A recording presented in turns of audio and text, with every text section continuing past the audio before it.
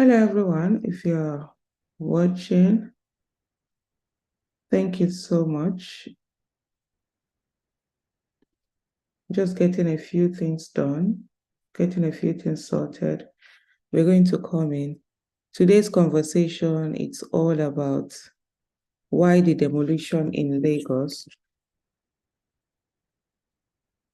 We've seen in recent time how a lot of demolition have been going on in Lagos State. And the question is, why are these demolitions happening now? How come before all of these things got to this stage, they were not picked up? Who was supposed to have picked them up that didn't do that? All these things are questions that, we'll try to sort of be asking and finding that solution in it. What are the things that people should do in the whole of all this? Because people are really losing money. Imagine what it is when you've built your house for so long, you've put in everything that you have into it, and then you wake up one day and, oh no, it's gone. The house is gone. It really doesn't make sense. And that's not the way things should actually be going. So it's really important for us to keep asking these questions. What are the things? What are the things that need to happen for people, for this not to happen again to some other persons, for this not to, for people not to be affected? Because some of these buildings are actually people's life savings. They've put in everything to this. Just hold on a bit. I'm trying to confirm whether this thing is actually on.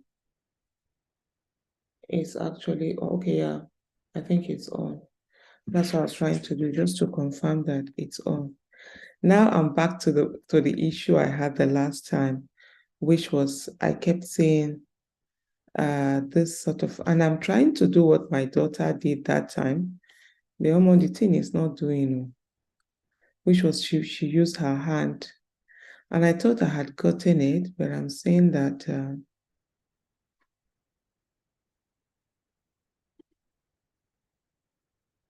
it's not giving me that vibe to say, because I thought all she did was to flip, but it seems not to be that case. But anyway, in any case, what we're talking about is a demolition. Why do we have all of this demolition? Why are people being affected in such a way? We have to understand the fact that, first of all, our country, it's one where people are, are falling more and more into the poverty line. And so there are a lot of people who are falling more and more into that poverty line. And so the question there is, why is government doing all of this thing that is also destroying people's wealth, that is pauperizing people? I've listened to, just before we did this, I had to go listen to several other videos and stuff like that, just for me to be able to find out what is going on and to say, okay, fine. Yeah, I think I've gotten it.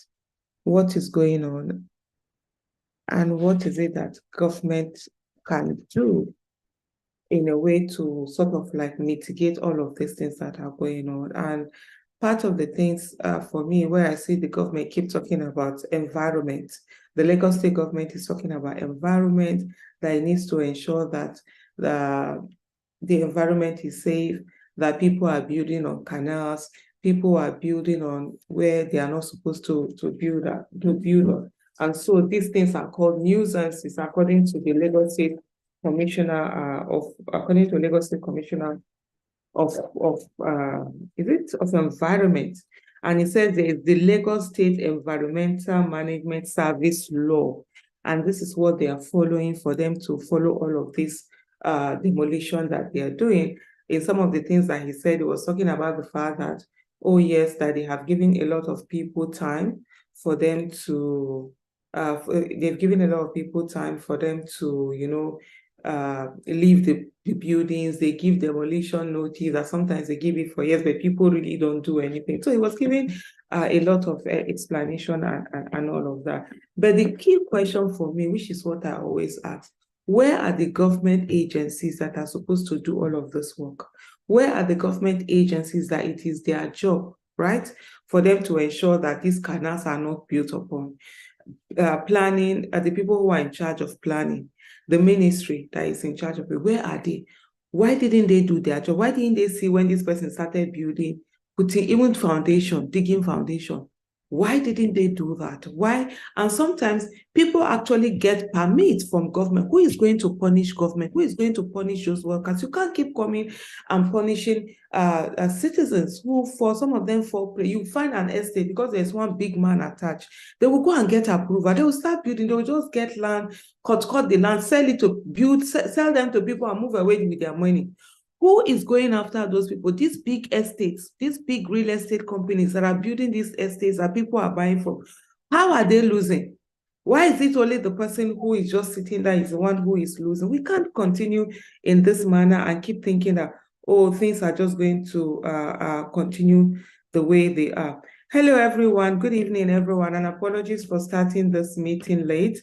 We're actually supposed to have started earlier, but unfortunately, I just overslept. Last night, I was working throughout, I didn't sleep. So, and then this morning, actually, so normally what I do, if I don't sleep at night, I work at night a lot. So I just sleep in the morning.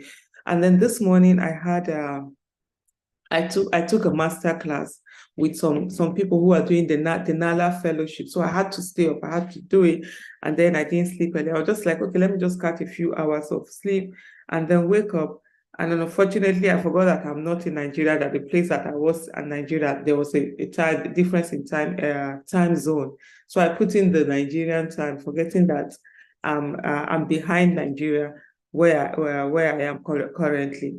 And so apologies for that. So I'm going to get something. I'm going to get the Zoom meeting so that you can actually join me on Zoom. Let's have this conversation. It's better when we have this conversation because even myself, I really want to know what is going on in Lagos State. You just see, buildings being destroyed. You see houses being destroyed. Every time I see a building being destroyed, it pains me a lot because I'm into real estate. I know how difficult it is for somebody to start building.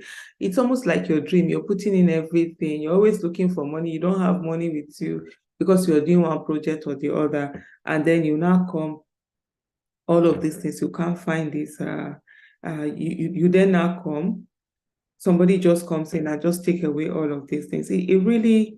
It honestly doesn't make sense. And so, let me see, copy. So I'm going to copy this right now. So please, if you can, join us. Let's have this conversation. Adam, thank you so much. Good evening, my brother. Good evening, Eboka Favor, Zez Ike. Oh, it's morning where you are. That's actually fantastic. Good evening from where you are. Please, I've just put in a Zoom link. I'm trying to see if now I'm trying to actually Michael Chooks, good evening to you. If you can, please join us. Please join. Let's have this conversation. And I'm just trying to see.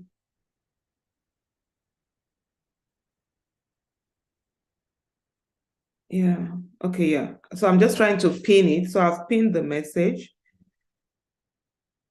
So you will need to register. Try and see. Let me see if people are able to do that. You will need to register. And normally when you register for the first time, that's it. You don't need to register again to be able to come in. It's a recurring link that goes on. And also, if you have any question, please kindly put it in sorry, I just got distracted for a minute. If you have, so I'm just trying to do like several things at the same time, put the link out there and let's say, so please just kindly join. And if you have any question, just put it in the chat box. I'm tracking the chats on this thing on YouTube and also doing this here. So it will help for us to be able to do that. I'm just trying to see this thing.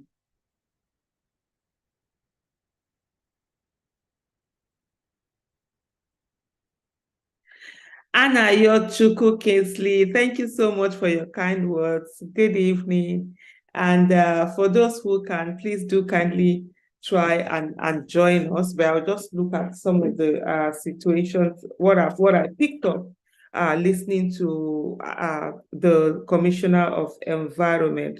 Some of the things that they talked about is that, look, people are building on in the middle of the road, in water lines, flood areas, river banks, canal, that, normally there's a plan, right?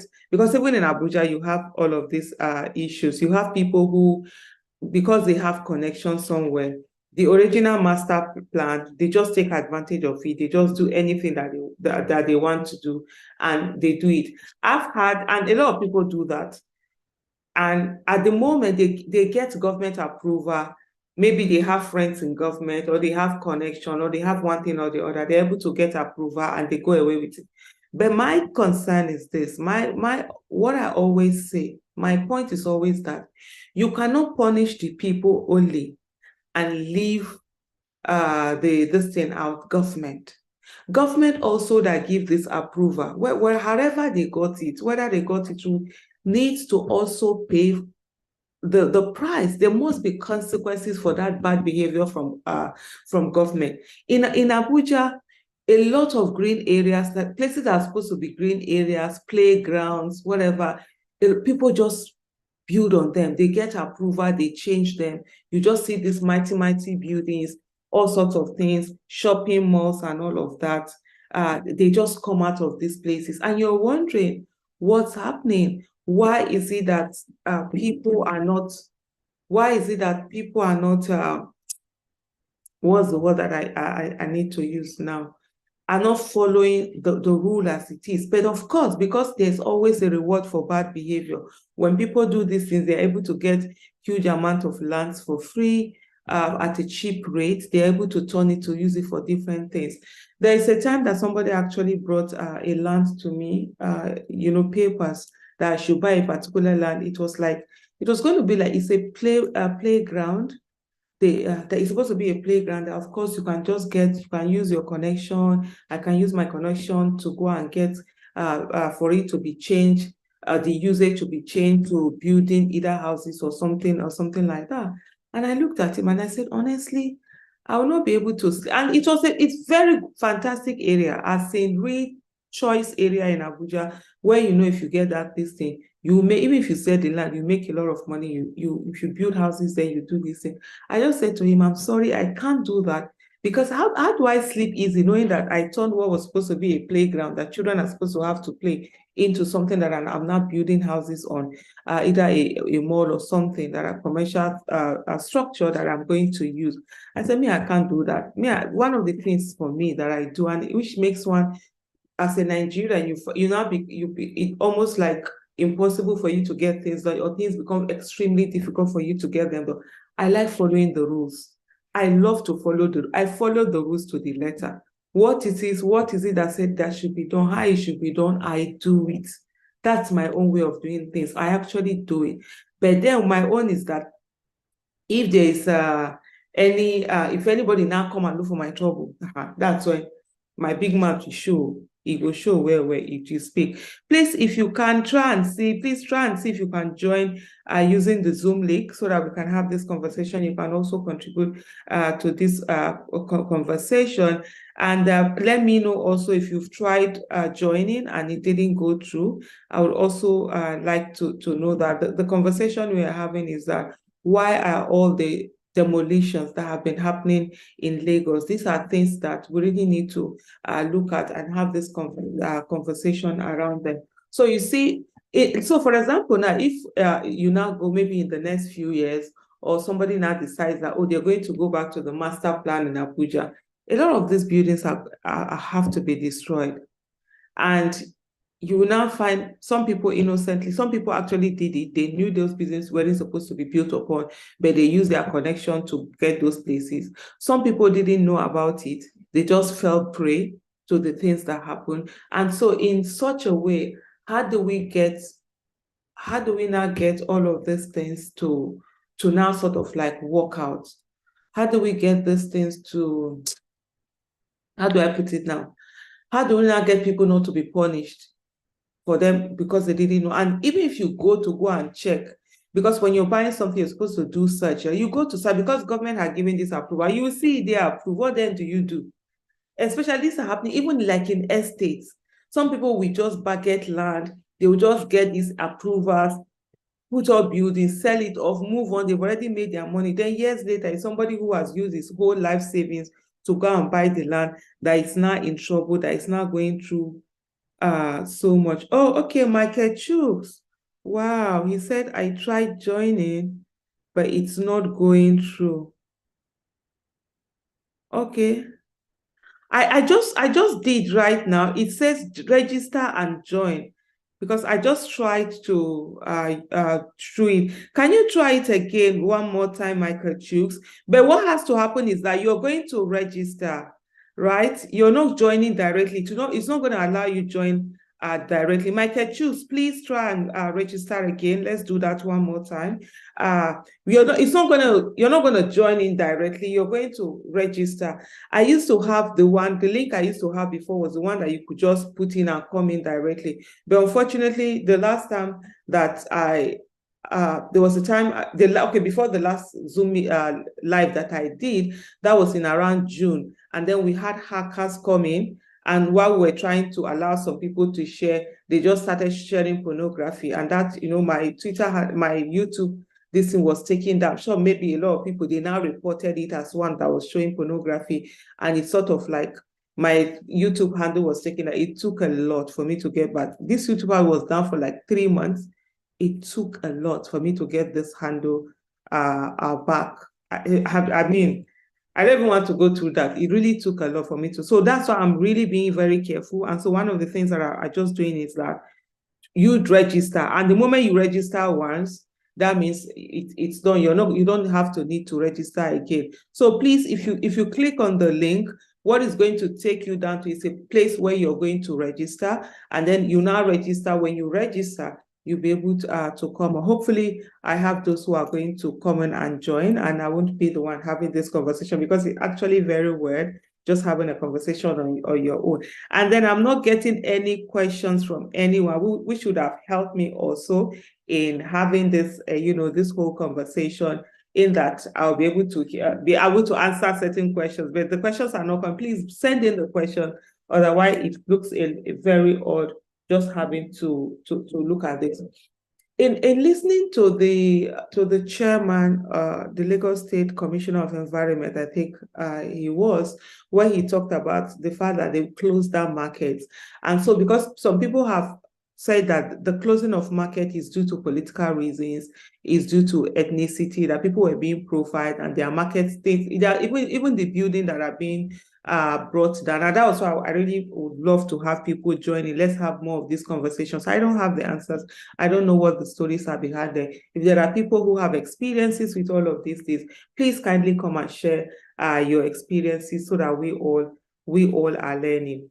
So in terms of one of the things he said, oh, they shut down this market because the people in the markets were not cleaning the markets, were not keeping the markets clean. And I really found that a bit funny. I found that, how are you saying that the people are not keeping the market clean? Is it the business of the people, the traders, to keep the market clean, or is it the business of government to keep the market clean? Yes, that's why people are supposed to pay taxes. You're supposed to pay taxes. For example, I have a shop. I'm a shop owner in the market. I've owned shops. I've owned shops before in the market. We pay dues. There are certain fees that you pay to the market authority that are always handled by government. I don't know whether Lagos State is different. That's where local government and all of that come in. And when you pay this thing, you don't expect me, because I'm a shop owner, that I'm going to start going to where people have put their debts. I'm going to be the one to ensure they are being clean. No, I pay tax, I pay dues, I paid some levy. Those are the monies that are supposed to be used by government to make those things neat. The only thing that as a trader, you will either fine me for, or if probably I go and carry debt, I throw it in certain places they are not supposed to be thrown at, yes, then you find the person. Or in front of my shop, I don't sweep my shop, which I definitely have to do. Because most times when we come to market, that immediate in front of your shop, your warehouse, wherever it is, you normally would keep it clean. You will sweep it. You have people who will sweep it. But the generality of the market, the roads in the market, the gutters in the market, where they actually put refuse in the market, it shouldn't be my concern as a trader to do that. It shouldn't be my responsibility as a trader to do that. That's the responsibility of the state. So I really found that very funny. I really found that, a bit odd that government was not saying that, oh, it is the people who are in the market that should keep it clean, that they've not keep it clean. That's why you're closing down the market for 1 week, for 10 days. There was even a particular place. When I was listening, I took notes, because in everything that you do, you have to learn, you have to open your mind, you have to listen to everybody. You don't make up your mind on issue. I don't do that. So I try to listen to everybody and just look, okay, what are the issues of ground? And the commissioner said that even that mile 12, that I don't know where mile 12 is. I'm sure people, those of you that live in Lagos, or are familiar with Lagos, you will know where that is. They said mile 12 have perishable goods.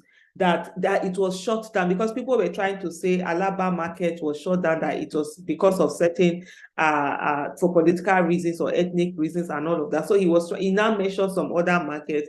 And for me, my two, really stood out for me, because he was explaining that my two was perishable goods and that they closed it down. I'm like, you close down people's perishable goods and their businesses will spoil. You understand? Government is supposed to be empathetic. Governance is supposed to be with empathy. How do you now do that? You close down people's shop, perishable goods. So somebody will come, now maybe they just ordered goods, and you know the way it is, business people, you're always buying things, sometimes you even borrow money. Sometimes all those things are on credit. I'm a business woman.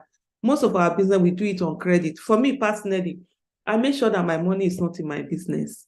Why should I be using my money for business? I use other people's money, OPM. Either I'm buying it on credit, or I'm taking a bank guarantee from banks and stuff like that. I'm using it to buy. My own money, I pull it out, I put it in real estate.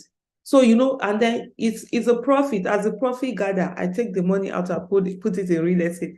Business, they say, makes you rich. Real estate makes you wealthy. This is me digressing a little bit, but I love financial literacy. I think maybe one of these days I'm gonna do that a bit in this live with Aisha. I do financial literacy. I teach financial literacy, which is, how do you make your money work for you? How do you get financial independence? Financial independence is when your passive income can take care of your expenses. Passive income are income that you no longer have to work for you to be able to pay your bills. So for example, if you build house and you have tenants and they are paying rent, that rent is passive income. If, for example, you buy dividends and you're getting, you buy shares, and you're getting dividends from those shares, that's passive income. So that kind of money where you don't have to work, you've already invested, and this money are bringing in return, that's passive income. And, active income, on the other hand, is money that you have to work for. For example, when you're working and they're paying you salary, that's active income. When you're doing business and you are earning profit, that's also active income. Although a lot of people mistake a profit in businesses for like passive income. No, it's not passive income. The moment you are working, you are working, and the person who is doing business and getting money, you are all on the same thing. You're doing active income. If that business goes down, or you are sacked from your employment, you will no longer have that active income, right? But if, for example, you have a business, you're running a business, or you're working, you're getting salary, you're able to save, you use that money to buy land, and then that land, you build on it, you build on it.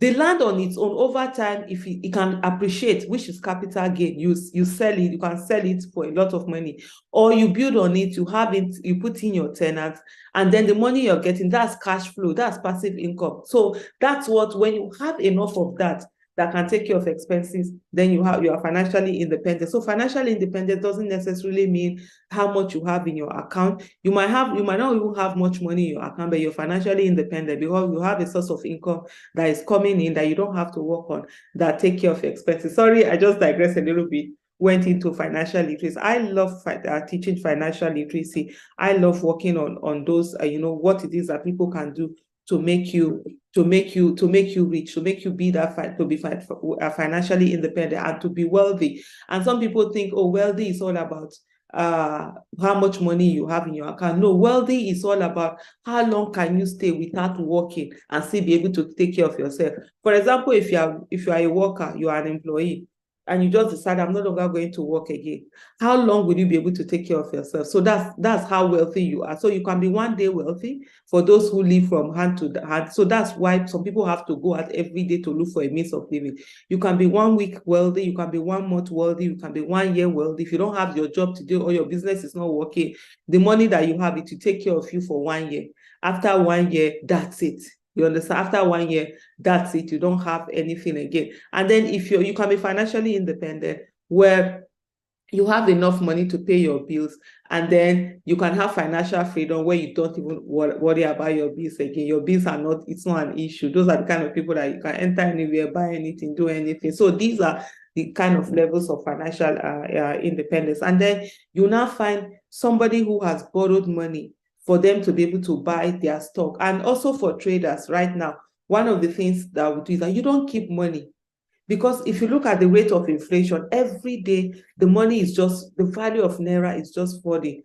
Prices are being increased. I mean, right now, you go to some supermarkets, right? They don't even put the prices of their goods on something. Because if you put the prices, it might change the very next day or the next second. There are places you go now, before somebody will sell something to you, they first of all make phone call and ask, how much is this thing? Because they don't want to sell it to you and then they want to replace it, they can't buy it. So what we do is that you just pack every money that you have. As soon as the money is coming in, you buy goods in your shop, because it's better for them to be in goods than for you to have Naira. Even if they increase the price, the goods are there, you just simply increase your price. So imagine these people in my two market that have perishable goods, that have bought so much things, or they have borrowed money to use to buy things, or people have sent them things on credit, and then the government will now come and just shut down the market, knowing fully well those perishable goods are going to perish. When I was watching the interview, because I just had to go online to go and see what's this conversation that has been going on about the Lagos State demolition, and I watched certain video clips, and I'm wondering, why are the journalists that are sitting down there with him, why are they not asking him those questions? How do you destroy people's livelihood because you want to enforce this? First of all, like I said earlier, how did it become the issue that it is those people that are going to be the ones to clean the market? Market cleaning shouldn't be the responsibility of traders. Market cleaning should be the responsibility of the authority in charge of the cleaning, which is usually government, whether it is local government or an agency within the government. What you need to do is to tax the traders, tax them. And they pay these things, they pay dues, they pay a lot of things. You find these traders are taxed so much. So it is from those taxes that you use to be able to keep all of these things clean. Oh, Anya Umesi, hello, it's a pleasure seeing you. He said you're calling in from Dublin. So this is this Market Chooks. Please do try again. The link is pinned. Please, the Zoom link, try and see if you can join me here on Zoom. Just click on it, then you go on and register. And when you register, you'll be able to join me over here, so that we'll have a conversation, and then we'll be able to get it, more flowing. When one person is speaking, it's not very, the conversation is not very good, because I really came out here because I really want to learn more about this. I haven't spoken much about it because I really don't have a knowledge of what is going on. I usually don't follow sensationalism when people just say, oh, this is because of this. I don't do conspiracy theory. I always want to find out what are the things on ground. So I was expecting today will give me an opportunity to be able to hear from your side and be able to know what is really happening in Lagos State. And so it's really crazy. So Anya Umesi said, you're right, the shop owner clean their shops and the storefront, but the market authority takes care of cleaning the general areas. Thank you, because that's what I know. I don't get all of this thing that you are not saying that you're shutting down markets because the market is not clean. It's not the business of the traders to clean the market. It's the business of the authority. All the traders need to do is to ensure that their front is clean, and they are not carrying debt and putting it in places that they're not supposed to put them. They're supposed to be designated places where all of these debts will be kept. For example, you have some debts that you do, and then there are certain places where you produce. If you're the kind of things you sell, will lead to you producing a lot of waste. So there are certain places that should be there. So I think for me, government should take responsibility, do all of these things. This one says, CTO says, once upon a time, Warri was like Lagos. They brought propaganda. Igbos are owning all the properties and stopped selling to Igbos. Now, how is Warri? That's what CCO is saying. For me, in terms of the propaganda on the issue, the thing is that, and I see a lot of people, and that's what the Lagos state government is trying to say. So I don't know how far that is true. But one of the things that I know is that in everything that is being done, the number of people that have more when there's something affects them, definitely they are the ones that are going to affect more. For example, if Igbos are the ones that own more properties in Lagos, yes, definitely. So when these things are being done, Igbos are going to be more affected because they tend to have more property. If it is houses that have more properties, it's going to be if it's ASAP and all of that. And most times you have, yes, a lot of Igbo people invest in properties. I mean, it's very rare for you to see an Igbo person that is not into property. And I tell you, because property is really is the main business. So honestly, me as I did here, so I will tell you that I've done business since the year 2000. I've never worked. I always tell people, I've never worked for anybody. I've always worked for myself. I'm a trader. I buy and sell. That property, the main wealth. That's where it is. So as much as possible, you build. Of course, so they have a lot of businesses. They own a lot of properties. That's not everywhere. And that's why I always say to people, I say, look, when people are saying that, oh, Igbo are hated and all of that, like, it is not the tribe. It is not you as somebody. It's not because you are from East. It's because you are successful and people hate success. It's as simple as that. You understand? Is that success they hate? It's not as if they hate you because of your person or your tribe, or is that success? A lot of people hate people who are successful, and then many people feel that, oh, people come to their place and then they come and take. It's as if they've taken the wealth away from them. But the fact is that if you're in a place and you're being lazy, somebody else comes and you see what the opportunities that are under your nose that you refuse to see, the person will take it and the person will use it and the person will become wealthy. If you like, or be hating on that person, but that's the simple fact. And even if, for example, where some people will say, oh, they will no longer sell to Igbo people, or they will no longer sell to this, the opportunity will be there. Nobody will harness it. It will rather die. Me, if I even have a way that I can carry Igbo people to my village, well, I will carry them plenty. Let them come and harness the opportunities there, because my people are refusing to actually use those opportunities there. We are looking for people to come, please come and harness those opportunities for us. But so that's the thing. So most times when people are hating, they are actually hating the success. It's that success that I hate. And for me, honestly, I would rather collect the love and your hatred. Now, sorry, I would rather collect success and your hatred than be collecting your love and be unsuccessful. So I always say, bring it on. If you want to hate me for what I have, please bring it on. And I think it's actually, and some people, when they always talk about the Igbos owning this, the Igbos doing that, why are they more successful in business? It's simple, they learn it. Simple as ABCD. Most of us think that, oh, we'll just start business like that and that's it. We'll just go and start business and start running something, doing something, and that's it. And then, no.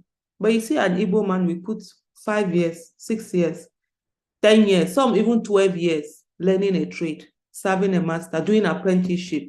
You can't just come from nowhere and say you're going to be good at that business, because that person has learned through it, has learned what has seen, has learned it, just like you learning a degree. I can't wake up and say I'm going to be an engineer. I can't. Why? Because I didn't learn engineering. I can't wake up and say I'm going to be a medical doctor. I didn't learn it. I can't wake up and say I'm going to be a nurse. I didn't learn it. I can't wake up and say I'm going to be an urban planner just because I feel like it. I didn't learn it. So why do you think you just wake up and say you want to be a business person when you didn't learn it? And then you're comparing yourself to people who actually took their time to learn it. Just the way you went to university, you went through secondary school, went to university to go and learn that profession that you learned. And other people are going through secondary school, going through their own university. Some of them have even gone to university, still learn. Some of them use that as their university to actually learn these businesses, learn this rate, and you think that you're going to be the same way as them. How? It's not possible. If you want to be the same way, fine, begin to learn. Learn these things. It's not rocket science. There's no special gene. It's just that they put in and they learn. And when you learn it, the thing that you learn, you become good at it. So those are the things that really have to happen. So Anya Umesi said, the real estate I understand are also being destroyed by Lagos State government. Really said, I must say these evils are too docile. Well, I don't think it's not a matter of docility or not. And when people are under severe conditions. So one of the things, like for me, which was the conversation I really wanted us to have today, if I could have had people who have a bit of understanding of that, is that, look, one, what are these lands that are bought? Does the government have any reason to be able to do that? And one of the things that the commissioner did say was that anybody that has what do you call this thing, approval, building approval. There was also something I know you have building approval, Ministry of Environment, Drainage, Clearance. You're supposed to get these things, and then and he said, bring your approval and receipt. You know, when they give you approval, you're supposed to pay, right? He said, bring these things and come and meet them. So, and for people who have these things, you can go to courts. Sooner or later, government will be, it might take a long time because, of course, our judiciary, can be so annoyingly long, but government need to compensate you if those things were given to you. But sometimes also, and this is where, because of the kind of system we are in, sometimes also people don't bother to get all of these things. Or maybe they've gotten approval, you really don't pay, they start their building, give somebody one or two things when they come and move on. Yes, Anya Umesi is coming in. So we have someone who is joining us right now. So that also helps to say, okay, now I'm trying to do it. Oh yeah, so that means it's working. So that helps. Please, if you can, that's the Zoom link there. You have to register because you're coming in, and then you can also, I'm going to come to you in a moment, Anya. So all of these things, because in building, there are certain things that you want to get, right? And it can be frustratingly slow.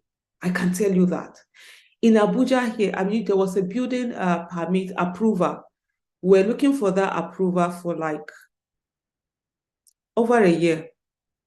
Everything that needs to be done has been done, but they'll be playing with you. Why? Because they want bribery, and we refuse to bribe them. They'll just be they'll be frustrating you. They will do everything to frustrate you.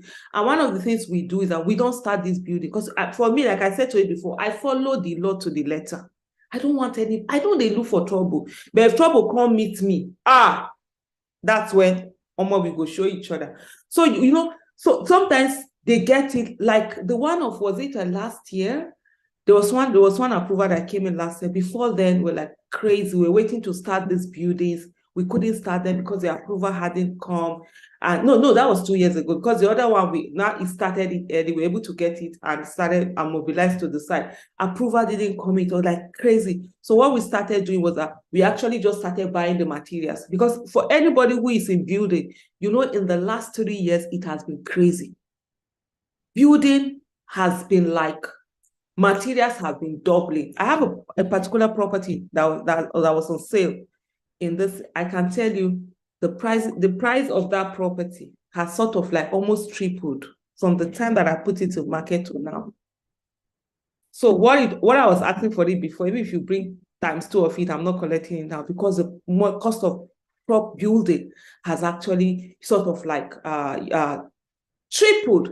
So what we just did was to just pay for everything, buy everything and keep. Buy all the cement that will be used, all the iron, all the everything. Just bought them so that when the approval comes, you know you already have these things on ground. People, some of them you pay, even the people that supply, you just pay them the money in their account, lock down this thing. That's why I say a lot of people, businesses, it's other people's money they are using. And then so when the approval came, it just made it easy. We just mobilized this thing on ground. But some people are waiting. And then you find out that a lot of people are unable to work, and either they go and start or they don't get the right papers, and the government is using all of this to come in. Hello, Anya Umesi from Dublin. Please kindly go ahead and unmute yourself. And if you can also go ahead and start your video. It's a pleasure having you here today. The conversation that we are having is that of why the demolition in Lagos. So please let me know when. Go ahead, please. Okay, hi. You can hear me, right? Yes, I can hear you. Do you know, yeah. I thought that was a male name. No, it's a female. Anya. Oh, okay. It's a pleasure. I guess. But you are very dark. You can't. You're as if there's no lights. Okay, sorry. So Anya can also be a male's name. It's a unisex, you know. Actually. Oh, okay. Yeah. Okay. And apologies, I'm sitting in a dark room because I'm not feeling well. I'm actually just lying in bed, and then the notification came up that you're on. I said, I meet Aisha live today. Oh, so thank you. May God heal you. Welcome. Yeah, apologies for that. No problem. It's okay. It's okay. No problem. Yeah. No, I really don't have that much to say. You know, just that, like I said, I caught you as you came on and you were talking about the demolition that is going on in Lagos. It's really sad, you know, because that apart from the market itself, that they're demolishing, but also demolishing people's property, you know, lifelong investment. Where do you want them to go to? How do you want them to start? Again, it's not like Nigeria has insurance, where you would say the insurance companies can compensate them. You know, and even if you take the government to court, that takes many years. And even if you win the case, will you actually even get compensated? It's really sad what is going on. It just shows high level of lawlessness, you know, in that country. But what they don't realize when Tinubu and his gang of jokers are running around looking for investors are looking at these things and saying there is no law in that country, because what investor wants is to make sure that his investment is protected. You know, there should be law backing him up should he run into trouble, so that he doesn't lose completely. But when they are seeing that there's lawlessness, the court is compromised, they're not coming. It's really sad. But again, with regards to demolishing the market, I think my theory is, and I mean, I don't have any information, but just looking at it and thinking strategically, I think there is a plan. At least that's how I read it. There is a plan to bring in Chinese manufacturers. You know, those Igbos deal mainly with the spare parts, which is manufactured in China and Taiwan anyway. So they're looking to bring them in. I think you know that there's this, they call it One Road, One Belt initiative that China, you know, has embarked on, trying to connect the whole of Eurasia as well as Africa, you know, by road.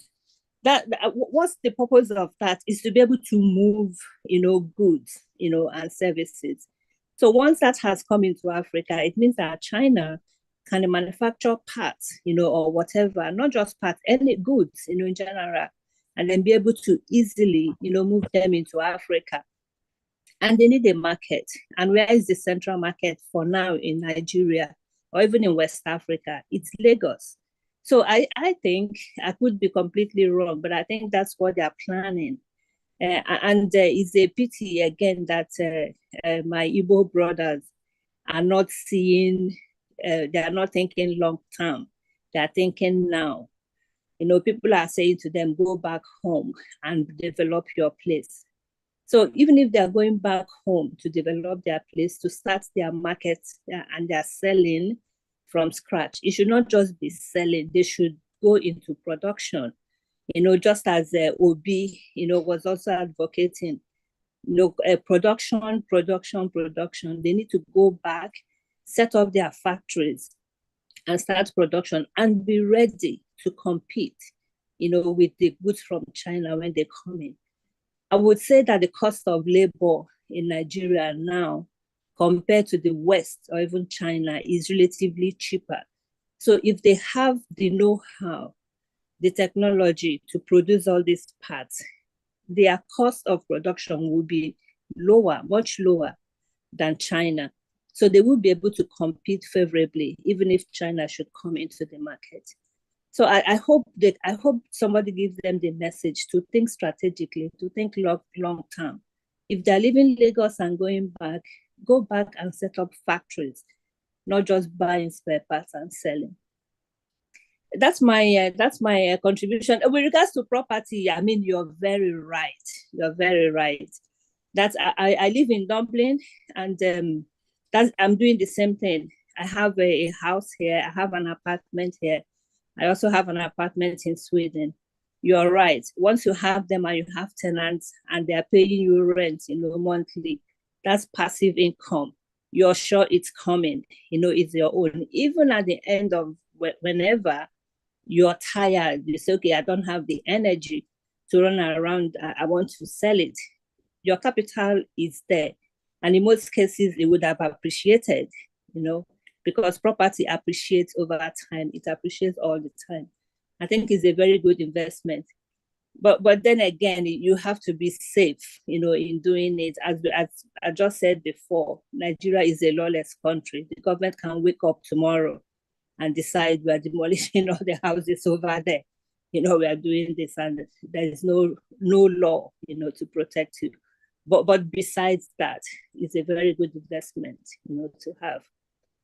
So that's all I have to say. But I'm really happy that I managed to speak with you today. I watch you all the time during the campaign. You and Obi, everybody running around. I was always watching and admiring you.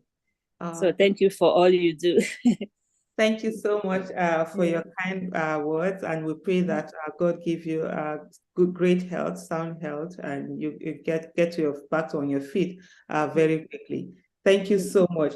And I think you've really nailed a lot of things. Just quickly before I go on into the conversation of today, talking about the issue of real estate, also is to say, even when you have properties, you don't even have to run them yourself. You can get agents in anywhere in the world to actually run them. I'm currently in Aberdeen now, staying with my daughter who is in school. And when we came in here, when she started school, we got a 2-bedroom apartment for her. She has been renting, and it's through all agents. And landlady, we've never had this thing. Only once in a while, we just know who she is. And it's agents that take care of everything. They pay the money, we pay the money to them. If there's anything that is spoiled or anything that needs fixing, we call the agent. So someone can actually do it, even if you don't want to run around, so that it's now a real passive income. All you do is to pay a certain commission to other people. And as much as possible, for me, I always say to people, acquire these properties, keep acquiring them. In the early years, any money you have, get it. If it's this mortgage, this money should be able to pay for their mortgage and give you something else. For those who are abroad, get another one, get a loan, get another house, just keep getting those houses and putting them on. At the end of the day, it actually does help one get that financial independence very well.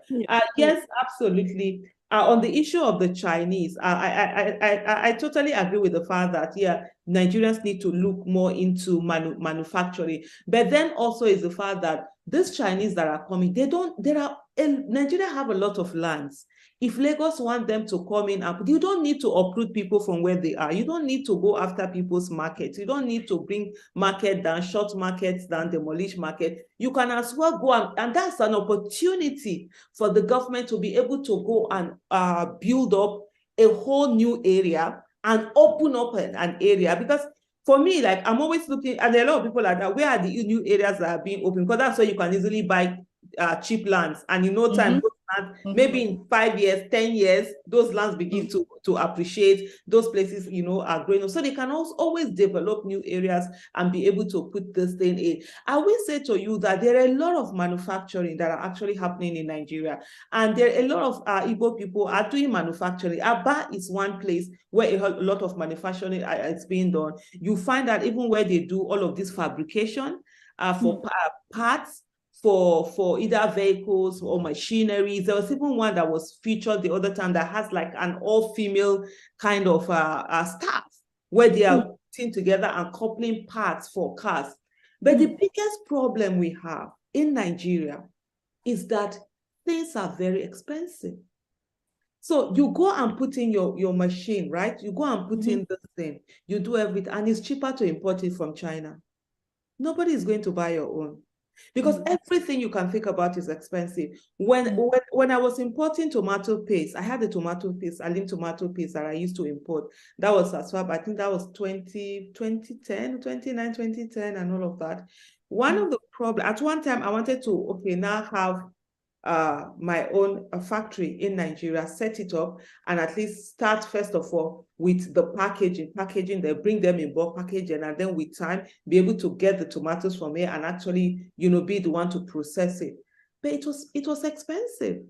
And at the end of the day, by the time I'm done doing that, I would not be able to compete with the one that is coming from China. That's one of the biggest problems. One, our capital is very expensive. If you're borrowing money at around almost 20-something% interest. Meanwhile, somebody in China is probably borrowing money at 2% interest. How are you going to compete? You don't have a 24/7 electricity. And one of the things with that tomato, the machines that I was supposed to use was the fact that the moment you start going, light cannot go off. So you see, you can't even depend on light. So you have to run it on diesel, you have to run it on jet, you have to produce your own power, you produce your own water. The roads are not safe. You have to do your roads. Like my husband and his colleagues he do industrial area in Abuja. Doesn't have the things for industries to work. They had to be the ones to do the road. This thing. It was a time that there was rainy season. They had to stop because the road had collapsed. They had to be the ones to do it. So there's so many things that are so expensive when you're trying to establish manufacturing company in Nigeria. We used to have a soap industry, tree soap we called it, and it was crazy. It was crazy because at the end of the day, the person, after all the manufacturing, the person that is importing now even gets it in cheaper than your own. And they were putting it at a place where the raw material and the finished product, the custom duty was the same. So it's so crazy until you get into it. That's why for me, when I see people who are doing business in Nigeria, a lot of people manufacturing, I raise my hand for them. And then of course, there are a lot of people who do a lot of shady things to be able to survive. I've been in business. I've been told to do certain things. I'm like, I would rather lose those business than do those things just for me to survive in business. I would rather lose my money and go on. And so it's a whole lot of things that are involved. But then there are still people who are doing so much. It's just, for example, now in Nigeria we have Innoson, right? Making vehicles. We have is it Nordich? I think that's Lagos. There are not some, I can't remember the name now. We have some that are being, but guess what? Nigeria isn't buying. Nigerian government mostly doesn't buy for them. Yeah.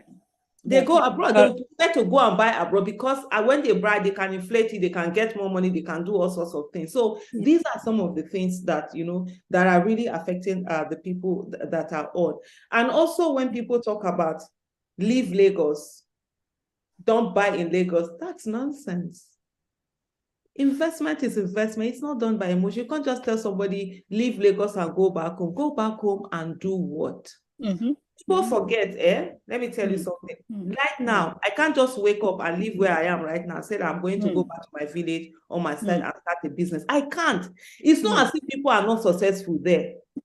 Because in any environment you go, even the business you've been doing before, you have to start from square one.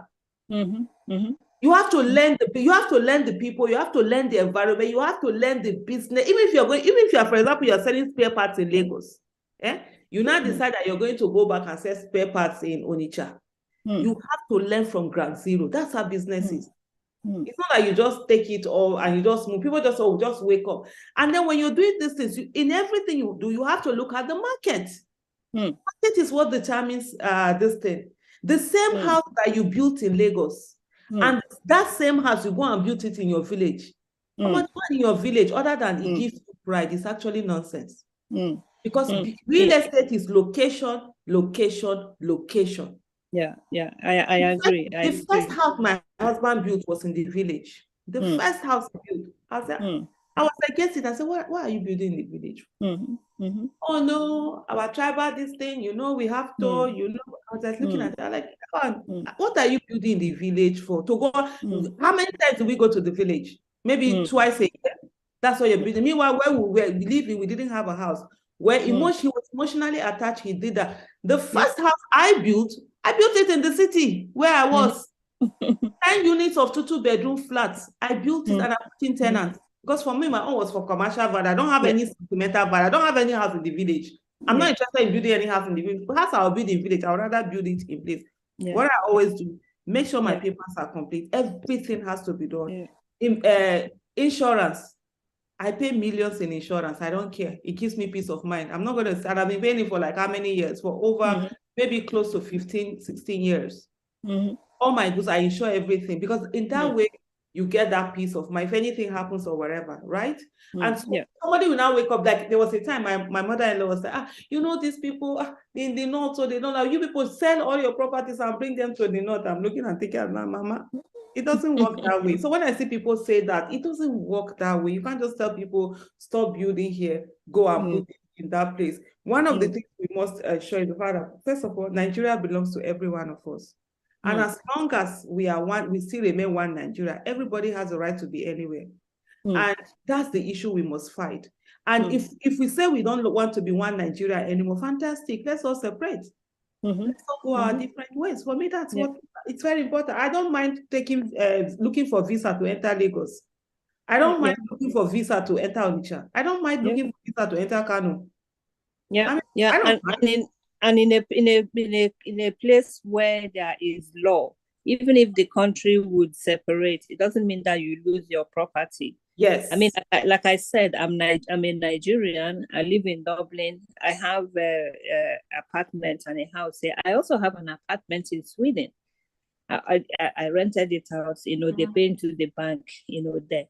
The Swedish government has not said, because I'm not a Swedish citizen, I'm not allowed to continue, to manage that property. So I mean, I do agree with you that property is all about location, particularly if it's an investment, for you. So the location counts. You don't want to build in a place where nobody's renting it. It's just lying fallow, and lizards, and cockroaches are living in it. Yeah. So location does matter. I agree with you that we shouldn't have fear that even if Nigeria would break up, your investment will still be, safe, I hope, or at least you get compensated for it.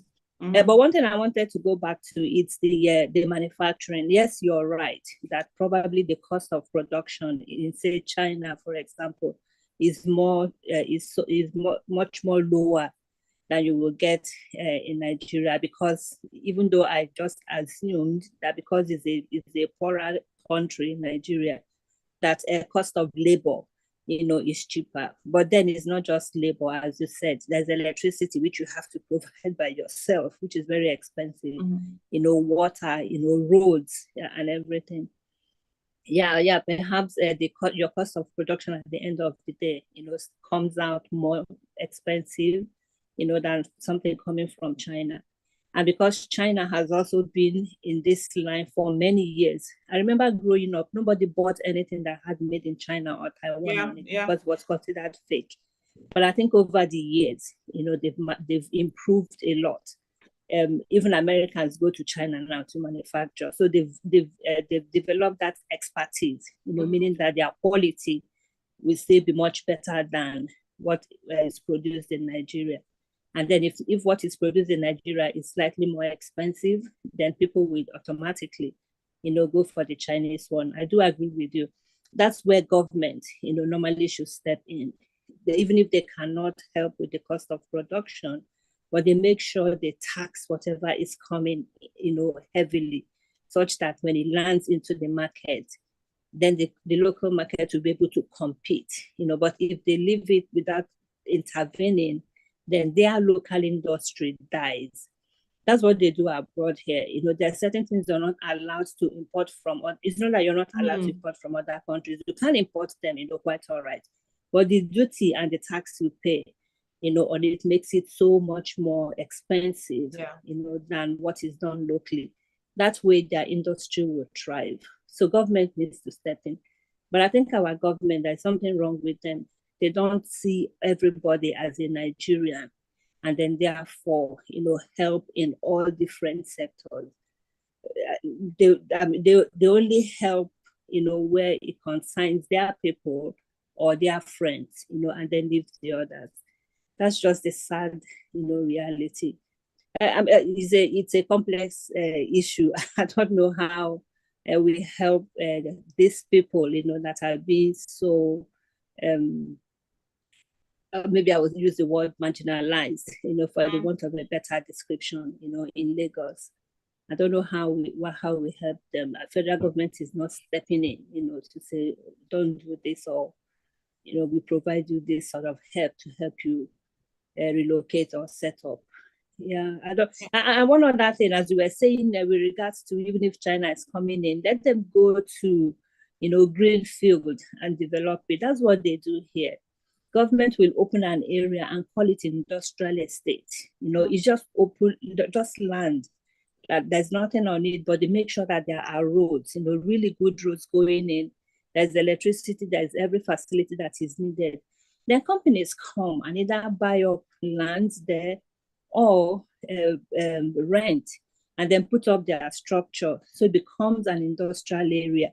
And before you know it, apartment blocks and residential areas start to spring up around. People who work there, they want to live close, to that place. Shops start to spring up.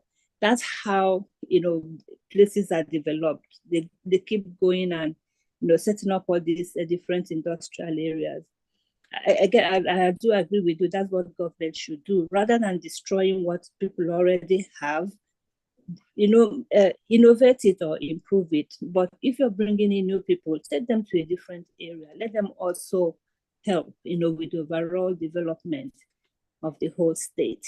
Yeah, I agree with everything you've said. You're right. Yeah. Thank you so much. For those who are watching on YouTube, please kindly go ahead and help us hit the like button.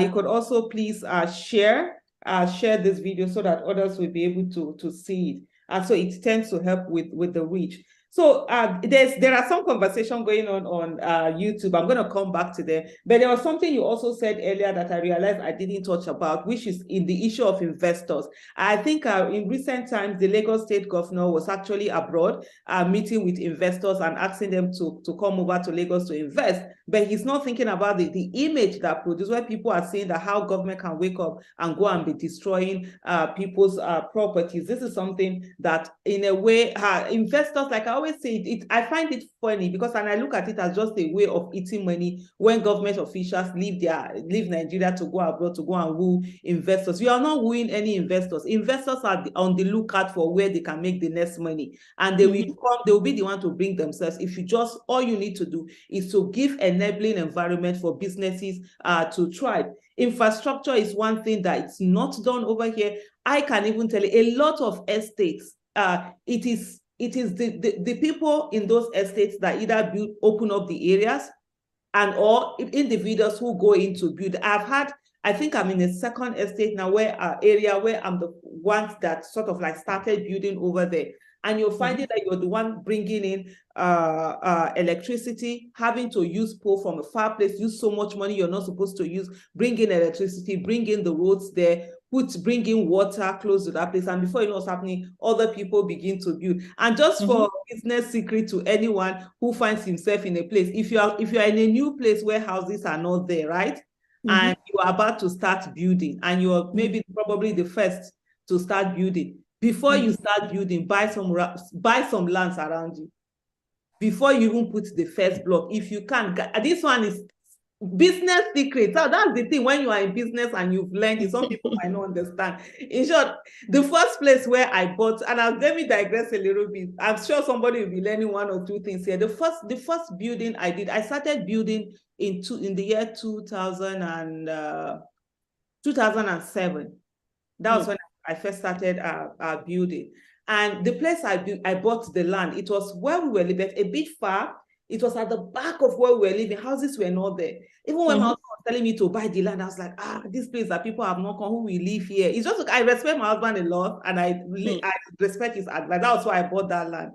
As of 2007, I bought that land 1.5 million, right? The moment I started building and I got to lintel, the whole lands in that area were now above 3 million. That was the first time I realized, like, wow, okay. By the time we had finished building, lands were like 5 million, whatever, crazy. They just became, because we bought some other lands around there and we built. So now the first thing I do if I'm going to a new place, they pick land. There's one that I just recently did December last year, before we just picked some of them have more than doubled.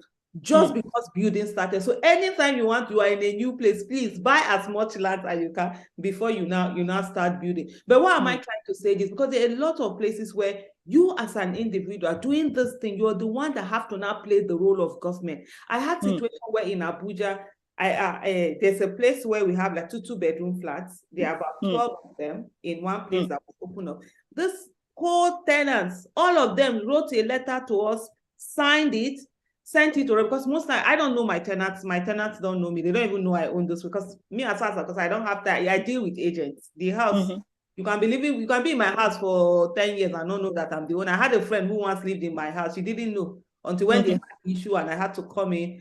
And she thought I came in just as a neighbor. When they were now repairing something, they wanted extra something to be repaired for her. So they were like, I'll go and meet the madam, the landlady. It was like, Aisha, you are crazy. So you mean you are like, as my own is that the moment you pay for the building, it's your house. It's not my house. Until you no longer pay or you leave, that's when it becomes mine. And they'll be right to say, okay, because the road needed to be fixed. So why am I trying to say this? Our government doesn't do the things they're supposed to do.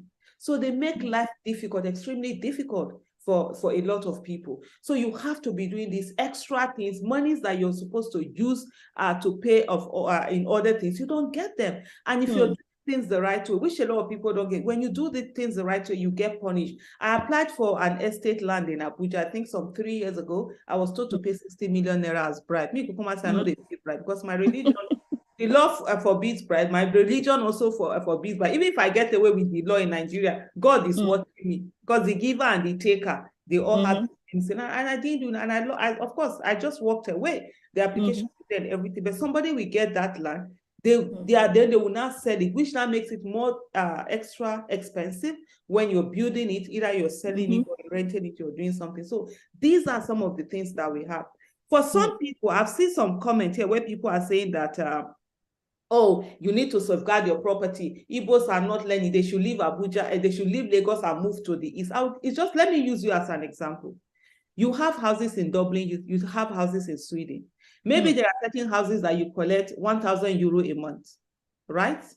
And Yeah, definitely, yes. So 1,000 euro a month. Somebody will say to you, what are you doing? They come to Nigeria, come and build and this thing. And then you carry that house. Maybe you sell that house, come to Nigeria, come and build. Then they'll be giving you like, they'll be, before you can even get 3 million a year or maybe 5 million a year or this thing. So it doesn't make sense for you to bring it to Nigeria, no matter what it is. So that's what people are not getting. I see somebody who says to me, Aisha, the comment has gone up. When he speaks, I see someone who is not in business. So he doesn't understand the intricacies of business. He doesn't understand why people have to be in certain places doing their business. It's not that easy for you to uproot and say you're moving for one. How much do they, for example, me now, I'm not going to carry my houses away from Abuja and go to my village and go and build. It doesn't make sense. First, where somebody is going to give me, where maybe a 2-bedroom flat, you're going to give me 2 million naira in Abuja. If I carry it to my village, you're going to be giving me 180,000. And I'm going to use the same money to build it. And might even be more expensive building it there, because materials are not as cheap. So business has a lot of intricacies. You don't just set up business just like that to say, okay, we move out. Some people are blaming, oh, they didn't learn from this thing. No, we need to fight the system. Let's stop blaming the victims. The people whose houses are being bought down, houses are destroyed, they are the victims. You can't blame them. I can say, oh, why did you go there? Why should government destroy this building? That's the conversation we need to be asking. And then find out, why are they destroying? Is it due to all of these things that they said, oh, people are built, and actually people do build on canals, no doubt about it. And for me, I have zero sympathy for someone who deliberately builds on canal. I have zero sympathy, because you're putting the lives of everybody in danger. And they're talking about the flooding. A lot of the flooding that happened is because people have built on waterways. Because they feel they have the power to do that. But then also, why did government allow that building to happen? Government also need to be punished. Government also need to be responsible for the things that have happened. These are the issue. When we say also profiling, is it real profiling, or based on the fact of the percentage of the people who own the properties? These are questions we need to, because sometimes, even as a woman, I always say to people, let's not always use the woman card. For example, if I run for office now, then I don't win. Maybe I run for office, I run to be governor, and I don't win. Then I will not say that, oh, it's because I'm a woman, that's why they didn't vote for me. That's nonsense. Because there are my male colleagues who also were not voted for. And if I fall on that and say, oh, the reason is because, that means I won't improve. I've already, so for me, I'm always mindful to say, let's investigate the issue. That's why I would have loved to have had people from Lagos join us and tell us, let's investigate the issue. Is it a matter of, oh, deliberately, a particular, there's political motivation and tribal motivation, or is it a matter of, what do you call this thing? What's this thing called in maths? Or a matter of probability. Because if you have more number of something, you're more likely to be affected. The tribe that has more of house owners are definitely, going to be affected. But I don't, just to quickly round up on this, I'll give you the mic in a moment. I don't always also take away the fact that, political motivation is also a reason why government sometimes go after people. We've seen that a lot, where either they will revoke your C of O, they will destroy your property. I remember when I used to have, when I had issues with, what do you call it now, Governor Nasiru El-Rufai. And then people are like, oh, he's going to go after your properties in Kaduna. He's going to destroy them. And I think as of that moment, I think in Kaduna, I had like over 50 or 70 tenants in Kaduna. Oh, that he can revoke my this. I was like, why, lie to lie. If that guy make mistake, say he revoke my property. And I'm saying this, I don't put water for my mouth. I say, me too, I will carry bulldozer. Now me go drive that bulldozer. I go look for his house. I go bring them down. All of us go court. I don't mind if Nigeria they want Jamie, maybe go that. If you say they crazy, me go tell and say everybody get bed for psychiatric hospital. Now who are buying own, they go there. Because I know my everything is that I don't joke with things like ground rent.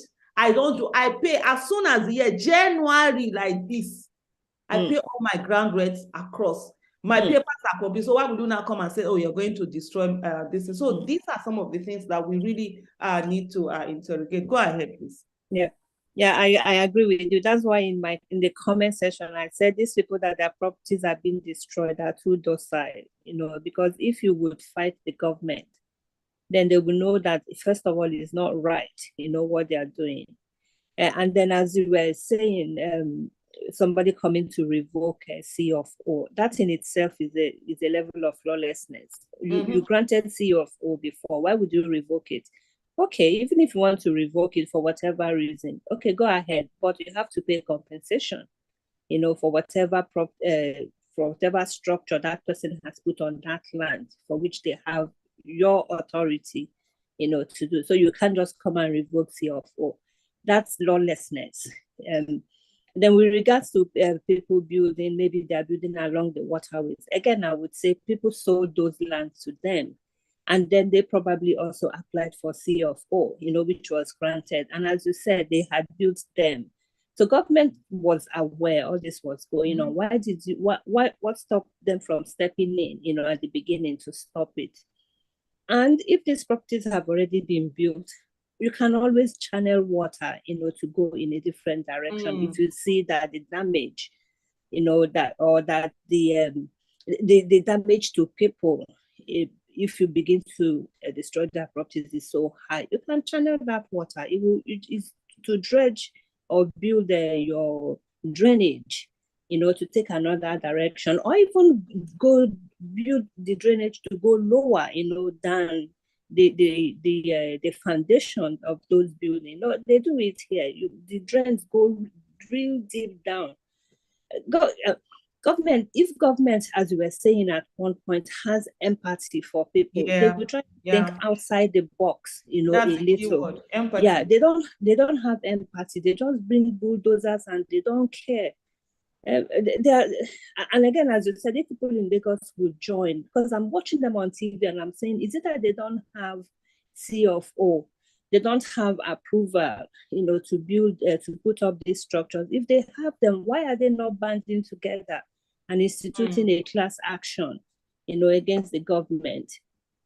Well, as you said, maybe it's just probability. I don't know, but they need to come together and tell their story so that people will know how to, advise, how to help them fight. And then when you touched on investors, on people coming home, to invest, as you were saying, as you and I are speaking today, a 2-bedroom apartment in Dublin is the monthly rent is about €2,000. That's almost 2-point-something million a month. In Nigeria, when you convert it's and €1 is about 1,250 naira now. So 2,000 euro is about 2.2 million or thereabout. 2.4 a month. So, but even that aside, a lot of people abroad still have connection and affinity, with Nigeria. They still want to be able to come back. And all of us that are here and working, we still think, when we are old and retired, we still want to go home, to our country. But the way the country is being run now, it doesn't look. It's not. We are not hopeful, that we'll be able to do that.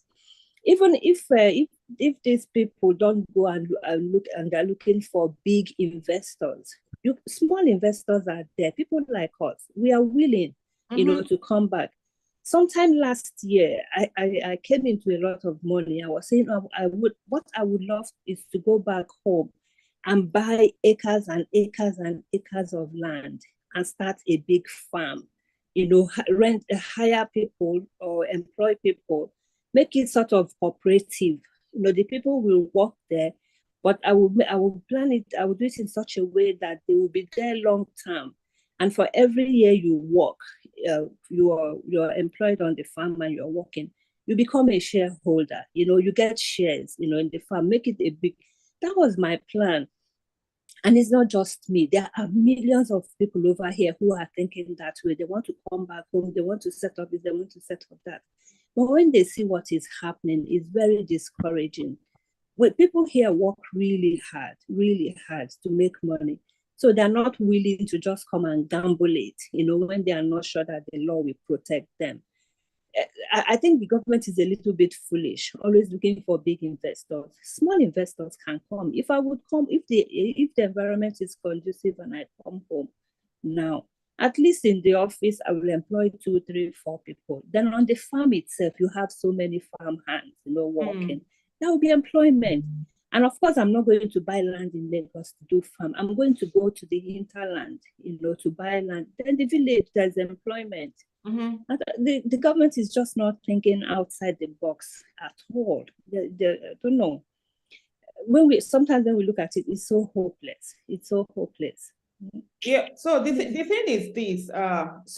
The kind of people we have in government, also, especially those who have rigged their way into office, their main primary objective is to pauperize the people.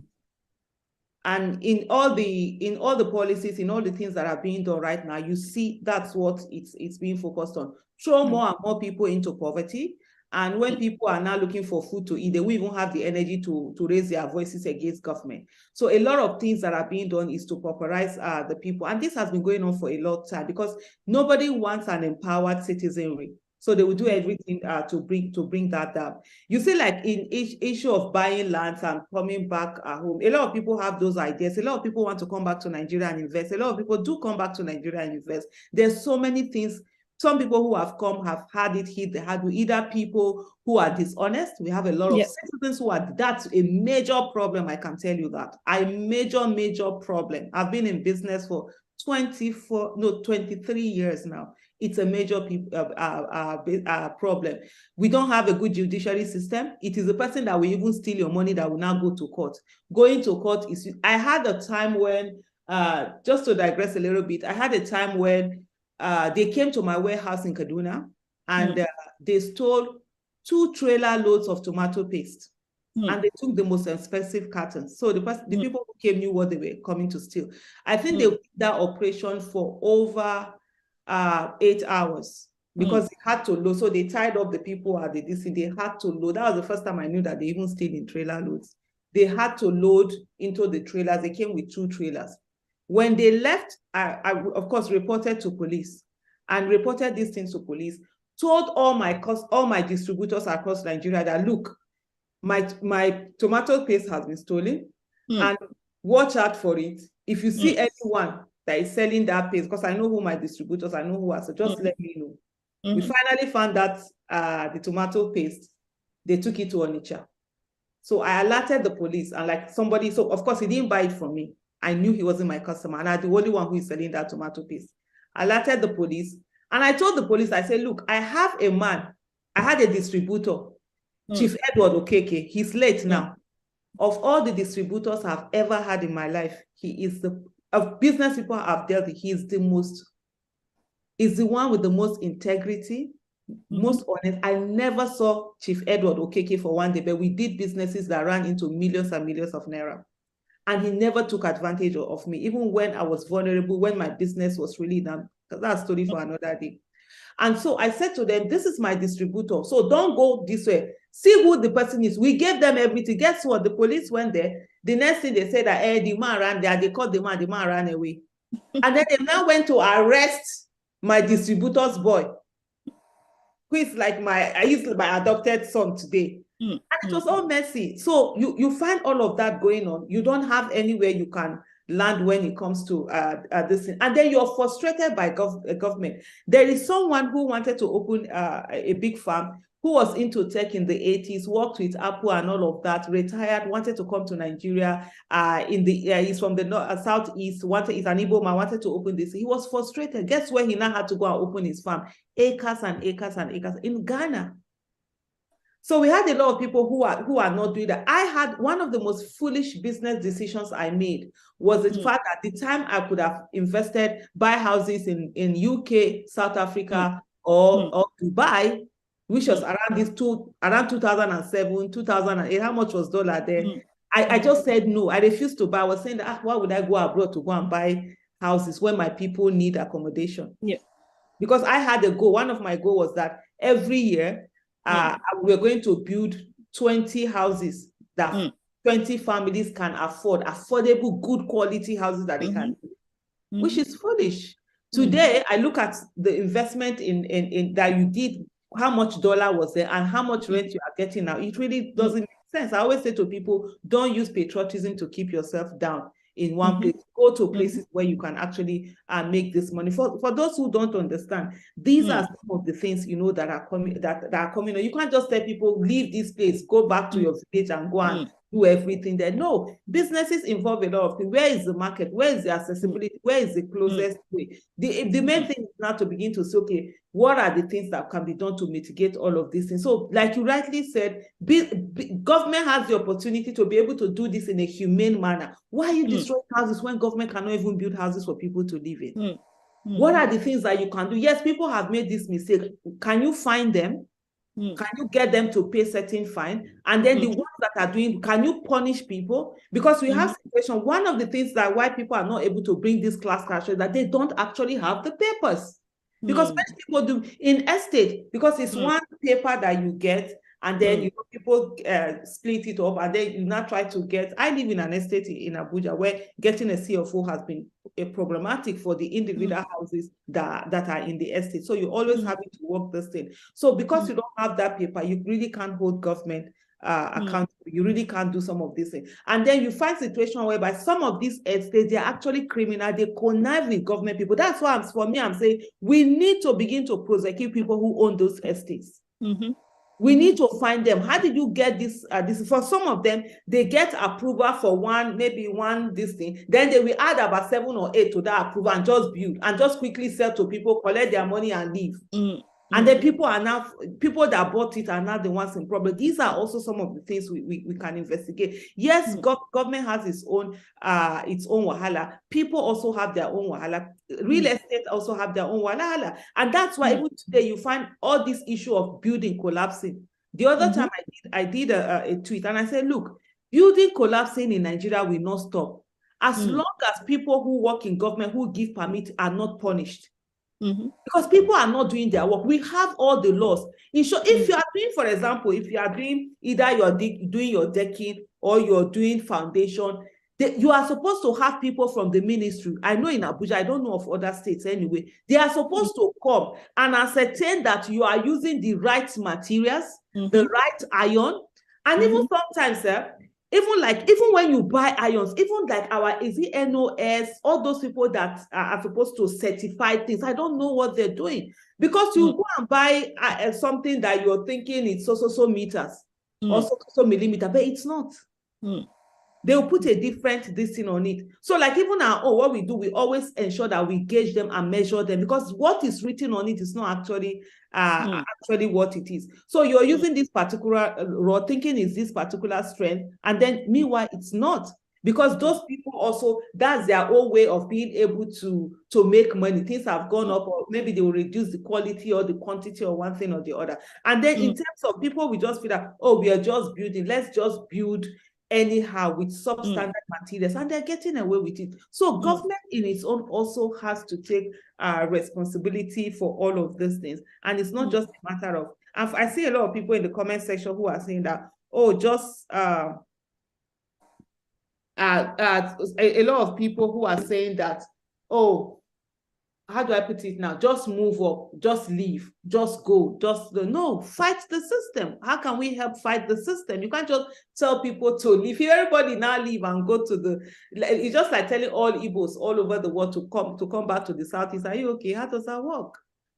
Or somebody telling me to go back to carry everything that I have and go back to my state or go back to my village. How is that going to work? That's not going to work. So how do we get to stop all of this thing? Yes, like somebody, this person says, questioning if it's profiling is almost like asking if racism is really real. It's clear as day. Abinadab Agbo, right? And he says Igbos in Lagos should fight. How? So the fighting that should happen is, first of all, this, on the issue of class action, come together. What are the papers you have? If you're going to fight, you must be able to fight on the side of legality. You can't fight with an illegality. For example, and I think a lot of people who see it as normal. You started building, you've not finished getting a lot of buildings are there without approval. That already puts you at a disadvantage. Or you didn't finish everything that you're doing. So the first thing of fighting is ensuring all your documents that are supposed to be from government, they are there. You have them. That gives you a fighting chance. And then the next thing, come together and begin to do a class action. I saw the commissioner also saying that, oh, people that have their building permits, they have the receipt that they paid, because building permits, sometimes they run into millions of naira. Sometimes people don't want to pay them.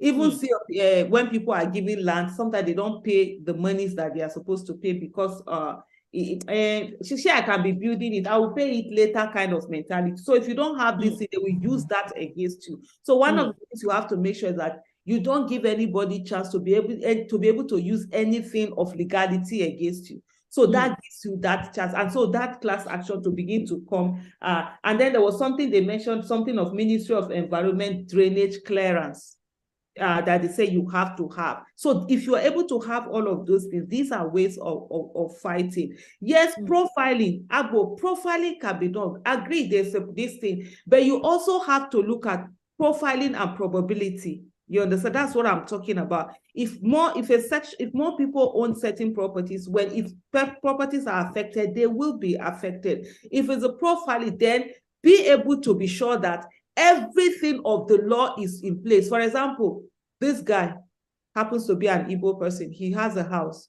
He has his clearance, certificate, clearance, building clearance, this particular whatever, Ministry of Drainage, all the papers he needs to have, he have them. Everything is correct. Government now comes and destroy the property. Oga, that is profiling. We can say, oh, this is profiling. But even if it's profiling, but when they now come, they now see that one thing is not there or the other, they will use that to hide. So you cannot come out and categorically now say, oh, it's profiling. It's because of their political choices. It's because of where they come from. This is an attack to them. So government will just use that under that to hide. So that's what I'm talking about. So you need to be able to say, and when you have all of this, you cannot fight government. You cannot stand against government and say, look, what are you doing? I have all of this, my permits that I'm supposed to have. Everything is on, everything is going on. Like, I saw somebody who said that, oh, why Aisha, you're bold. For me to be able to say that and say that if the governor makes the mistake, I think this was it 2020, January, we had a major fight on Twitter with El-Rufai when people were saying this. For me to be able to say that, it's because I know every of my thing is intact. If I didn't have CFO or I didn't pay ground rent, or I didn't have my permit and all of that, I won't say that, but because I know every of my thing is okay. I'm like, if you touch this, me and you will go down. Me and you go crazy, the crazy. So that's very important. So for you to be able to use, to not give government the opportunity to be able to hide under politics, hide under tribalism, profiling and all of that, is to make sure that your documents are complete.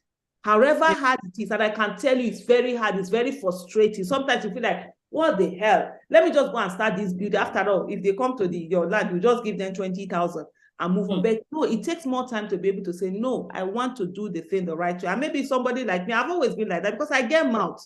I don't like something that I'll be begging somebody. I don't know how to start begging you and this. So I always do the right thing the way it is. Then if you are not the one that look for my trouble, I don't mind dying. I don't mind losing my life for something I believe in. If you look for my trouble, that's who I am. I can go crazy. But on the other hand, is to do everything within the ambits of the Lord. Well, we'll soon be rounding up anyway, but I'll say thank you so much, for joining me today and having this conversation. Go ahead, let's have what your final thoughts are on this. You've said it all. You've said it all. I think that the saying, he who must come to equity must come with clean hands, encapsulates all of that. So even if you're being profiled, make sure that you have everything correct. Then you have a leg to stand on. But if you don't have every of your documentation correct, you can't even prove that you're being profiled. So always make sure you have your documentation. Thank you very much, Aisha. It's so nice, talking with you. Like I said, I watched you throughout the campaign, and always admiring you and saying that woman is really super. And I was looking forward, to having you in government and holding them accountable. I know somebody like you can do it, but it didn't happen. We live to fight another day. But thank you for all you do. And I before I spoke with you, my mind has always been, let's break up this country and let people go their way. But I'm willing to give it a chance. As you said, let's fight the system. Let's not let them break us up. Let's fight. To stay. Let's see what happens. It's nice talking with you. Thank you very much. Thank you so much, Anya. It's really a pleasure, speaking to you, and all the points that you brought in and really broadening the conversation and us looking at these things from different perspectives. Thank you so much. It's really quite amazing. And I must say to every one of us, one of the things that people must understand is that there is no one solution to anything. There are several solutions to different to one particular problem, and we must always put our let's have all the cards on the table. For me, like I always say, if Nigeria needs to break up, fine and good. If Nigeria needs to stay as one, fine and good. What is most important is for Nigeria to have good governance, accountability, transparency. Let us have employment. Let us be among the top 5 countries in the world. That's what is good that's what for me I'm looking forward to. And let's put in the work. Let's not allow politicians, corrupt politicians, to always dictate the way we react to our country. They do things, they stay on, even when they are not getting their way, they stay on to come and give evil. And then we will give up. Good must be more tenacious than evil. Good must be more tenacious than evil. We can't say we want to fix our country and then the littlest of things we say, oh, we are moving on. Let's stay on. And please, please, please, let's stop blaming victims. The people whose houses are being demolished, it's not to come and say, oh, Igbo are not hearing word, they are not doing this. And no, they have a right to be in everywhere in Nigeria. We all have a right to be everywhere in Nigeria, and we should need to take government on. And for us to be able to take government on, people must do things within the ambit of the law. Whatever is needed, please, especially when it comes to property, don't do that shortcut. Don't say, oh, I'm going to do this out with that. They have everything ready so that when they come after you, you also can be able to go after them within that ambit of the law. That is very important. And this Nigeria that we are in, I say to people, even if you give up now, in the next 30 years, you're going to come back to this conversation again. And generation then we say to you, you never did anything. The people before us, some of them gave up, they came back. And one of the things is that this democracy that we have today, there was once upon a time that we thought it would never happen. There were people who stayed on and they made it happen. So for us also, making this democracy work for the rest of Nigeria, for every Nigeria and not for a few Nigeria, is something that we must dedicate ourselves to and just say, we are not going anywhere. What happened in 2023 was actually a revolution. There was a revolution of changing system. Just the fact that Nigerians came together, were able to do amazing things and get amazing results. And today, I tell you, the politicians are afraid of the people. That's why you see them doing all of this in just to break the spirit of the people. And our spirits can only be broken if we allow them to break our spirit. And so that is what is in us to say, we are not giving up. Giving up can never be an option, no matter how hard it is. And I want to tell us something. Nelson Mandela said something that is impossible until it happens. So right now, it might look as if it's impossible. And also when you're living history, it's so long, it's so far away, it seems as if it will never happen. But guess what? One day when we get it happen, people will look back and say, oh, certain groups of Nigeria stood up for the country and we all made it work. So please, please, please, no matter how hurt you are, let's continue to work towards that country that works for every one of us, no matter how it's going to come. If you're going to have different regions, less restructuring, however it is, let's work towards that. As long as we don't have referendum in our constitution, the easiest way to get things done is through politics. Let's push people into the legislative arm of government, really, and other arms of government. Giving up, like I said earlier, can never be an option. So let's not think of giving up. Thank you so much, everyone, for joining us. Thank you so much, Anya. And for those of you that are on YouTube, please just hit that like button. Let's get this video now, this live session going. Thank you so much, Anya, for joining me. God bless you abundantly. And may God heal you. And hopefully by next week, you'll be strong as a fiddle. Thank you. Thank you. Talk to you soon. Thank you.